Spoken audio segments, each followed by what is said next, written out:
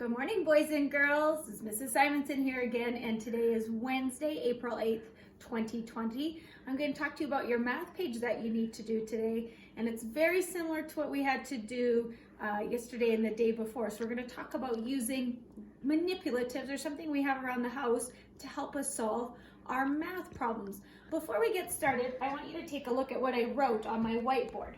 Now, every addition and subtraction sentence, it has numbers and symbols, but guess what? Those things actually mean something really important, and they can tell us a story. So if I were to look up here, I see 3 minus 2, but in my head, this is what it's really telling me. The 3 means how many I've started with. The minus symbol tells me something's going to be taken away, and then the next number tells me how many are going to be taken away. So if I look at this one, I see that I started with 3, but then I've taken away 2. And this one, how many did we start with, everyone? 5, that's right. And then we took away how many, everyone? 3. So we had 5, take away 3. Now this sentence here is telling us that we started with how many altogether? 4. And then we took away 1. So these are not solved yet. Now, in your brain, you might already know what those answers are, and that's great. But a good mathematician, which I know you are, always shows their work. Now, we've learned that we could make a quick picture. So this first number tells me how many I start with. So maybe I'm going to draw 3 little circles here. And the minus sign tells me that some are going to be taken away. And I see that 2 will be taken away. So I'll cross out 2. And I can see that I have 1 left. So this picture here is actually telling me the exact same thing that I see here. I started with 3, but I have taken away 2. Now this one down here, you told me just a few seconds ago that we are starting with 5. So I'm going to draw 5, 2, 3, 4, 5. And I can tell this is subtraction, so I'm going to take some away. I'm going to take away 3.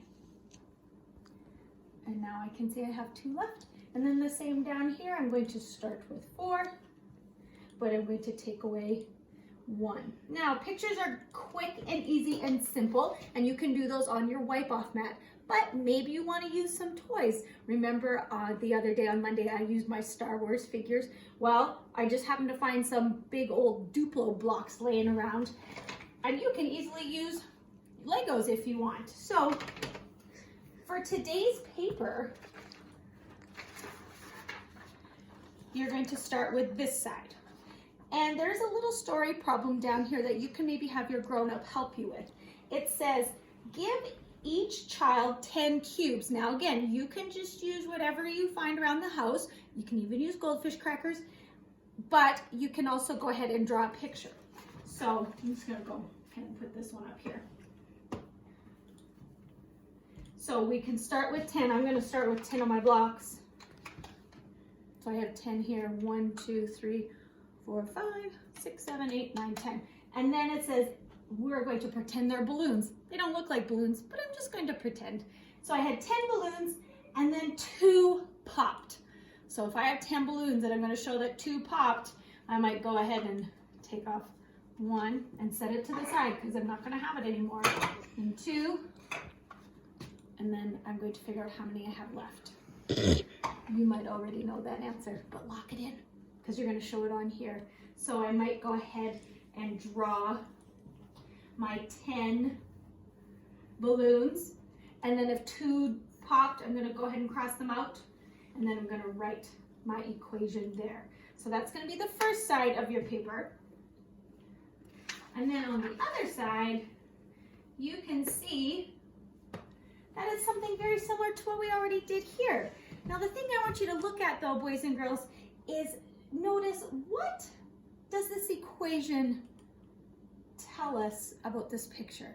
Think about it for a second. Here we go. 5, 4. What is this telling us? 3, 2, 1. Do you notice how this says 7 take away 2? And if I looked up here and counted all these flowers together, 1, 2, 3, 4, 5, 6, 7, and then I see 2 are taken away, this equation, boys and girls, is matching the picture story up here. So you may use your picture stories to help you solve these problems. Now, we do need you to do the blue page today, but I have a sneaky suspicion you're gonna be rocking and rolling today with your math on this wacky Wednesday. And you can go ahead and take the green page. And boys and girls, it's almost the exact same thing. It's just gonna be some nice extra practice for you to get really good at your math skills. So you can see it's giving you a picture and then the equation that matches, and you need to solve it. Work really hard on making your numbers fit inside those lines, and make sure you have your grown-up maybe take a picture of your work and send it to your teacher. And that's your math for today. All right, guys, have a wonderful, wacky Watermelon Wednesday, and we'll see you again soon. Bye, guys.